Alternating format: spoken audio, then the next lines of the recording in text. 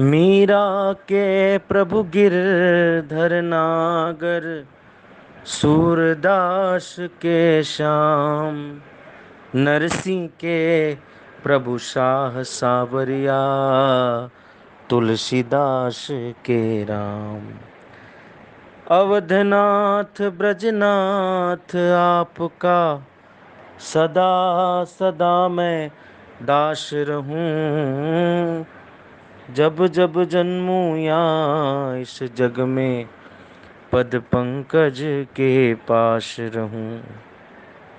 आइए, श्री तुलसीदास जी ने जो इस श्रीमद् रामचरितमानस में अद्भुत महिमा का बखान किया है, उसकी भी प्रसादी प्रभु ने वितरित की है संतों को। वह प्रसादी कौन सी है? सब कर मांगहि एक फल, राम चरण रति हूँ। तिनके मन मंदिर बसहूँ, सिय रघुनंदन दो। मानस चिंतन समूह में आदरणीय डॉक्टर साहब द्वारा जो प्रसंग प्रेषित किया गया है, जिस विषय पर यथामति आत्मचिंतन करनी है, उसका भी हम सुमरण कर लें। जोग लगन ग्रह बार तिथि, सकल भय अनुकूल।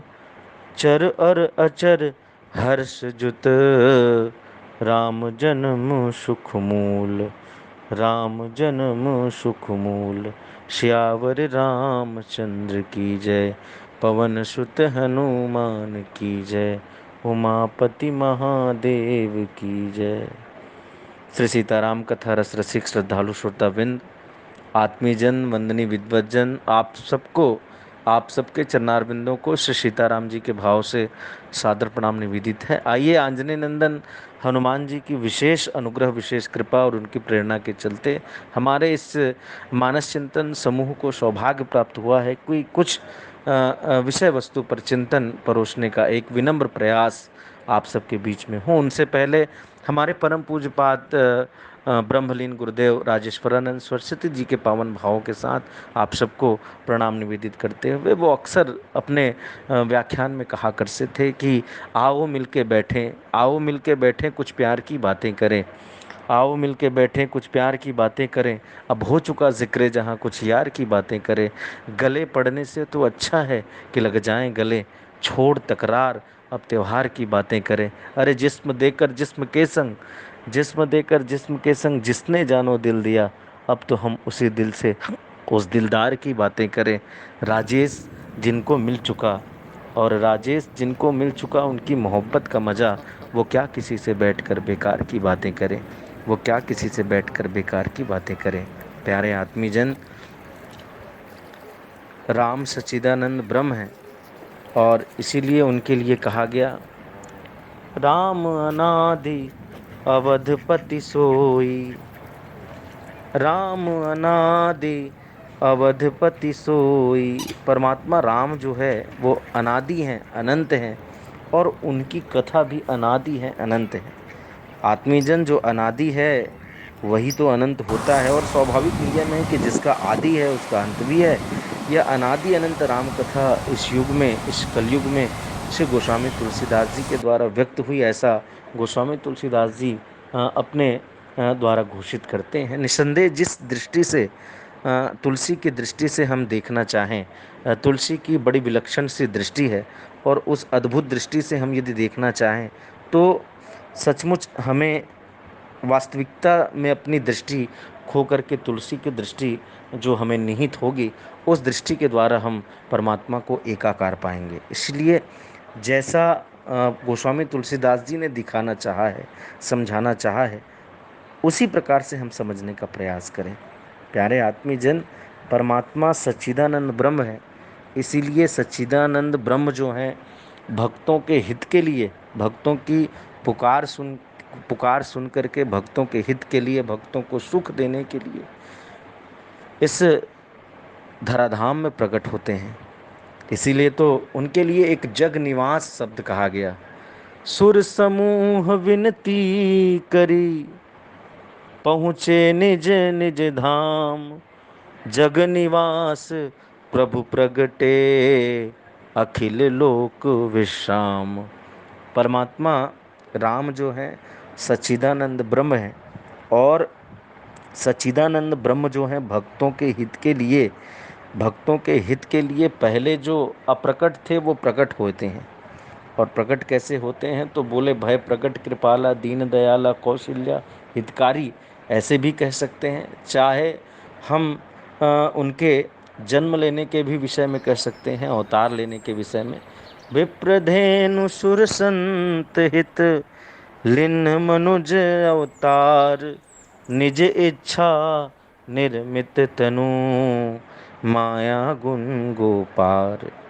भगवान कृष्ण अर्जुन से गीता में कहते हैं कि जन्म कर्म चमे दिव्यम, मेरा जन्म और कर्म साधारण जीव से अलग है, दिव्य है, क्योंकि परमात्मा जो है सर्वव्यापी ब्रह्म है।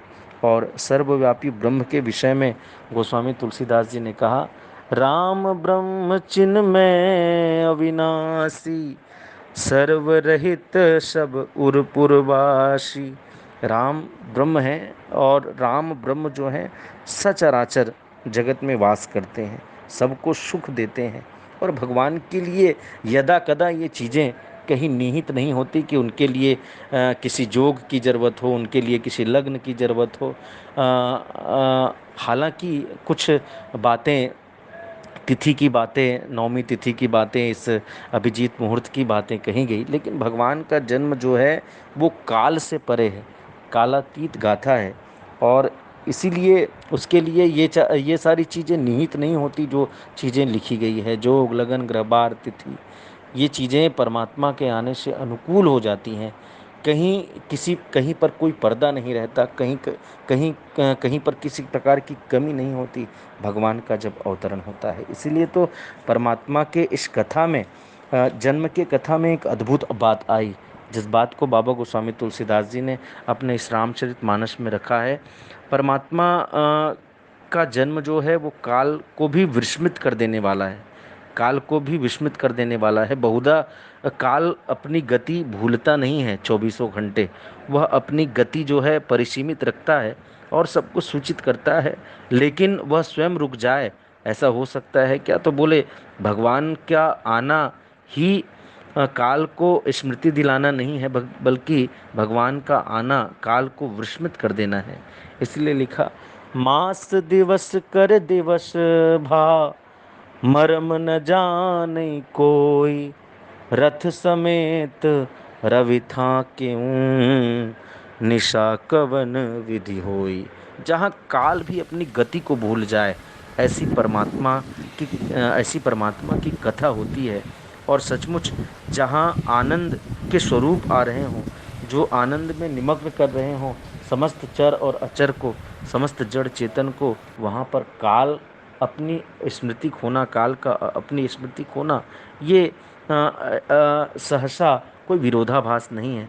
बल्कि मैंने पहले ही इंगित किया कि परमात्मा राम अनादि अवधपति सोई, परमात्मा अनादि हैं, अनंत हैं, और उसकी ये कालजयी लेखनी, कालातीत गाथा काल से भी परे है, जो काल को भी विस्मित कर दे। ऐसी बातें बाबा गोस्वामी तुलसीदास जी करते हैं। और निसंदेह कथा को आगे बढ़ाते हुए कई कई लोग इस बात पर भी दृष्टिगोचर करते हैं कि परमात्मा का जन्म जो है, परमात्मा कितने दिन अपने माँ की गर्भ में रहे, परमात्मा का जो राज्याभिषेक है वो किस तिथि को हुआ। तो इसके विषय में गोस्वामी तुलसीदास जी ने बड़ी अद्भुत बात लिखी है। कहीं कहीं कहा जाता है कि भगवान राम जो है 10 माह तक गर्भ में है। कुछ ग्रंथों में कहा जाता है कि भगवान कौशल्या अम्बा के गर्भ में 12 मास रहे। यदि गोस्वामी तुलसीदास जी से ऐसा पूछा जाए तो वो एक सुंदर स्वरूप निर्मित करते हैं, जो जिस बात को गोस्वामी तुलसीदास जी ने जोग लगन ग्रह बार तिथि के ऊपर लिखा। कैसी बातें, जा दिन ते हरि गर्भ ही आए, जा दिन ते हरि गर्भ ही आए, सकल लोक सुख संपत्ति छाए, मंदिर मह राज ही सब रानी, शोभाशील तेज की खानी, सुख जुत कछुक काल चली गए हूँ। भगवान जिस दिन माता कौशल्या के गर्भ में आए, हुआ क्या? बोले पुत्रेष्ठी यज्ञ हुई, और पुत्रेष्ठी यज्ञ में अग्निदेव प्रकट हुए। उनके हाथों में कुछ हवि प्रसाद था। उस हवि प्रसाद को राजा दशरथ को जब उस गुरुदेव जी ने प्रदान किया और कहा कि इस प्रसाद को अपने तीनों रानियों में वितरित कर दो, तीनों रानियों को बांट दो। राजा दशरथ ने उनकी आज्ञा का पालन करते हुए तीनों रानियों में इस हवि प्रसाद को बांटा। और जिसके लिए गोस्वामी तुलसीदास जी ने इंगित किया, यह हवि भांति देह उपजाई, जथा जोग जोही बाग बनाई। ये रानियों को जब इस प्रसाद को बांटा गया तो रानियां गर्भवती हो गई और प्रभु का अवतार, प्रभु का जन्म हुआ। सचमुच प्रभु का अवतार ही राम, राम जन्म ही सुखों का मूल है, सुखों का सागर है। चाहे उन्हें हम अवतार के रूप में कहें, चाहे प्रकट के रूप में कहें, चाहे जन्म के रूप में कहें, विधि निषेध से परे प्रेम की परिसीमा से अलग परमात्मा की यह कथा होती है, जो साधारण जीव से अलग है। और परमात्मा जन्म जन्मांतर के चक्कर से अलग रहते हैं। इसलिए तो मैंने पहले ही निवेदन किया कि राम ब्रह्म चिन्मय अविनाशी, सर्व रहित सब उर पुरवासी। राम का आना, राम का जन्म होना सचमुच सचराचर जगत में सुख का ही मूल है, जिसके लिए, और वो तो प्राणों के भी प्राण हैं, जिसके लिए बाबा गोस्वामी तुलसीदास जी ने चित्रकूट प्रसंग में लिखा, प्राण प्राण के जीव के, प्राण प्राण के जीव के, जीव सुख के सुख राम, तुम तजितात सुहात गृह, तीन तीन जिनहि तीनी विधि बाम, जिनहि तीनी विधि बाम। सचमुच वो तो प्राणों के प्राण हैं, सुखों के सुख हैं। जब रानियां गर्भवती हुई और रानियों के गर्भ से चारों ललना की प्राप्ति हुई तो सचमुच चहुओर, चाहे वो जड़ हो, चाहे वो चेतन हो, चाहे जोग हो, चाहे लगन हो, चाहे ग्रह हो, चाहे बार हो, चाहे तिथि हो, सब अनुकूल हो गए और सब आनंद में निमग्न हो गए। इसीलिए किसी शायर ने लिखा, रघुकुल का सौभाग्य है पाया यह वरदान, राजा दशरथ के भवन खेलेंगे संतान। हर्षित हैं सब नारियां भर जाएंगे गोद, आशा होगी मनोवती, छाएगा मोद प्रमोद, छाएगा मोद प्रमोद। राम ब्रह्म आने से ही सर्वत्र सुखों की प्राप्ति हो जाती है। इसीलिए प्रेममयी बोली में शिशु ब्रह्म के दर्शनार्थ एक सुंदर चौपाई गाई गई। अवधेश के द्वारे सकारी गई सुत, गोद की भूपति लैनिक से, अवलोकी हो सोच विमोचन को, ठगी सी रहे जो ठग सह बिकसै, तुलसी मन रंजन रंजित अंजन, नैन खुरंजन जातक से, सजनी शशि में समशील उभय, नवनील सिरोरहु से बिकसै, नवनील सिरोरहु से बिकसै। भगवान का जन्म सर्वत्र सुखों की प्राप्ति के लिए होता है। और भगवान के ऐसे ऐसे प्रसंगों पर कहीं हमें यदि मति भ्रम हो जाए कि सचमुच क्या काल की गति रुक सकती है, क्या सचमुच सूर्य अपनी गति भूल सकता है, क्या सचमुच योग लगन ग्रह बार तिथि जो अनेक प्रकार की हैं, जैसे 7 वार है, 9 ग्रह है, 16 15 16 मतलब अलग अलग प्रकार से उनकी गणना की गई है, क्या वो सचमुच अनुकूल हो सकते हैं? ऐसा मति भ्रम होना, सचमुच परमात्मा के चरित्र पर भ्रम होना, ये कहीं ना कहीं हमारे लिए, भक्तों के लिए अच्छा नहीं है। सो परमात्मा का जन्म होते ही समस्त चहुँ और अनुकूल परिस्थितियां बन जाती है, इस बात को हम स्वीकार करें। और आइए हम बिंदु जी की पावन पंक्तियों के साथ हम परमात्मा को ढूंढने का प्रयास करें, जिन परमात्मा को हम सब ढूंढेंगे और वो परमात्मा हमारे बीच आकर के हमें हमें जो दर्शन दे करके हमारे दुखों का नाश करेंगे, और उन भजनों के माध्यम से हम परमात्मा के रूप लावण्य का दर्शन करेंगे। परमात्मा आते हैं तो चहु और खुशहाली छा जाती है, सुख का वातावरण बन जाता है। ग्रह नक्षत्र सारी तिथियां ऐसे ही परिलक्षित हो जाती है, जैसे हमने अभी इस प्रसंग के माध्यम से अवलोकन किया। जोग लगन ग्रह बार तिथि सकल भय अनुकूल, चर और अचर हर्षजुत राम जन्म सुखमूल, राम के आते ही चहुँ ओर उजाला, चहुँ ओर शांति, चहुँ ओर सुखों का वातावरण बन जाता है। बस यही कहते हुए, जो उस सांवले को सदा ढूंढता है, जो उस सांवले को सदा ढूंढता है, उसे एक दिन सांवरा ढूंढता है।